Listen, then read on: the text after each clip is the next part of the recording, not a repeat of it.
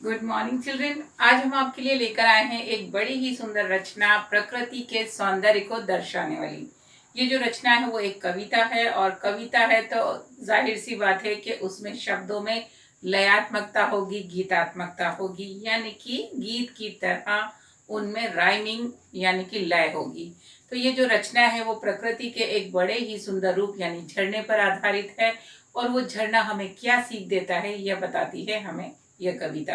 तो इस कविता को पढ़ने से पहले हम इसके बारे में कुछ प्रमुख बिंदु जान लेते हैं कि इस कविता को पढ़ते समय हमें किन बातों का ध्यान रखना है। पहली बात तो ये कि ये जो कविता है वो निरंकार देव सेवक जी द्वारा लिखी गई है, यानी कि कवि का नाम निरंकार देव सेवक है, जो हमें याद रखना है।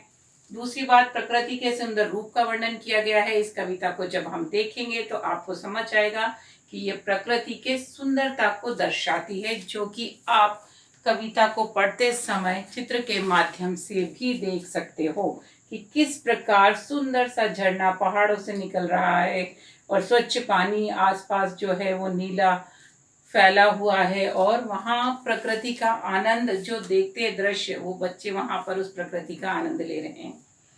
तो कह सकते हैं कि प्रकृति के सुंदर रूप का वर्णन है, साथ ही झरने के माध्यम से आगे बढ़ते रहने की सीख दी गई है। हर कविता, हर पाठ, हर काव्य के पीछे कोई ना कोई संदेश या मैसेज होता है। तो इस कविता का संदेश है कि आगे बढ़ते रहना है।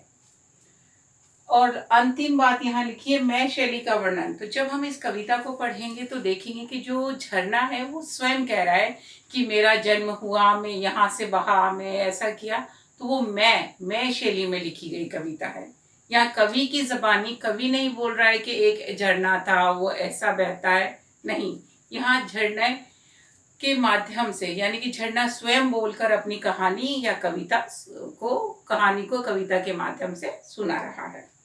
तो चलिए हम करते हैं इस पाठ का वाचन और समझते हैं इस कविता को कि झरझर झर झरना बहता ठंडा ठंडा पानी, आओ बच्चों तुम्हें सुनाऊं अपनी राम कहानी। तो ये झरना जो है अपनी कहानी बच्चों को सुना रहा है। मेरा जन्म हुआ था ऊंचे पर्वत की चोटी पर, एक रोज जब शिला बर्फ की दम से गिरी पिघल करके। जब बर्फ की एक बड़ी सी चट्टान पिघली तब मेरा जन्म हुआ। रुक ना सका मैं माँ की गोदी में, चला सैर करने को। माँ चिल्लाती रही दूर से, कहाँ चला मरने को।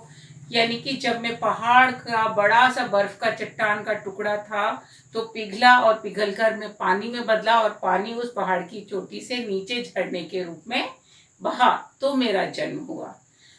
और जब मैं जन्म लेकर आगे बढ़ा तो माँ ने मुझे रोकने की कोशिश की, यानी कि उस पर्वत की चोटी यानी उस पर्वत श्रृंखला को इस झरने की माँ कहा गया है, क्योंकि ये वहीं से झरना निकला यानी पैदा हुआ। तो जो पैदा कर रही है वो माँ है, तो वो माँ झरने को रुकने को कहती है, लेकिन झरना बह जाता है। लेकिन बड़े बड़े पत्थर में ठोकर मार गिराता रहा, हमेशा आगे बढ़ता, बस चलता ही जाता। तो झरने ने कहा, मैं तो रुका ही नहीं, मैं जो पहाड़ों की चोटी से नीचे निकला तो मैं बहता हुआ आगे चला गया, और रास्ते में आने वाली चट्टानों को हटाते आगे बढ़ता रहा। दूसरे पेज पे चलते हैं। आ पहुंचा हूं आज वहां तुम, मुझे देख रहे हो, मेरे पांव खड़े पड़े हुए हो, पत्थर नहीं बहे जो। तो अब वो कह रहा है कि अब तुम मैं कहाँ आ गया हूँ, बहकर इतना नीचे आ गया हूँ कि जहां पर तुम लोग मेरे पैरों में खड़े हुए हो।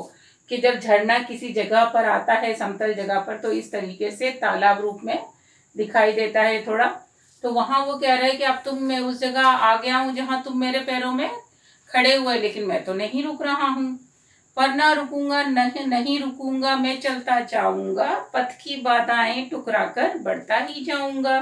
तुम्हें छोड़कर यहीं और मैं आगे बढ़ जाऊंगा, पीछे मुड़कर तुम्हें देखने लौट नहीं आऊंगा। कि यहाँ से भी मैं रुकूंगा नहीं, भले ही मैं आगे बढ़ रहा हूँ, रास्ते में बड़ी बड़ी चट्टानें आ रही हैं, बड़े बड़े पत्थर आ रहे हैं जिन्हें मैं नहीं हिला पा रहा हूँ। कई सारे छोटे चट्टानों पत्थर तो मेरे प्रवाह पानी के प्रेशर के साथ बह जा रहे हैं, लेकिन काफी चट्टानें जो और बड़ी हैं, जो नहीं बह पा रही हैं, उनसे मैं डरूंगा नहीं। मैं तो भी अपना रास्ता बनाकर आगे बहता जाऊंगा। मैं तुम्हारे साथ यहाँ नहीं रुकूंगा, और ना ही जाकर वापस तुम्हें देखने आऊंगा। यानी कि मैं आगे बढ़ता जाऊंगा। तो इस झरने के द्वारा कवि हमें ये बताना चाह रहे हैं कि आगे बढ़ना जीवन में जरूरी है। जीवन में जो समय है वो आगे बढ़ते रहने का नाम है, कभी हम पीछे मुड़कर नहीं जा सकते।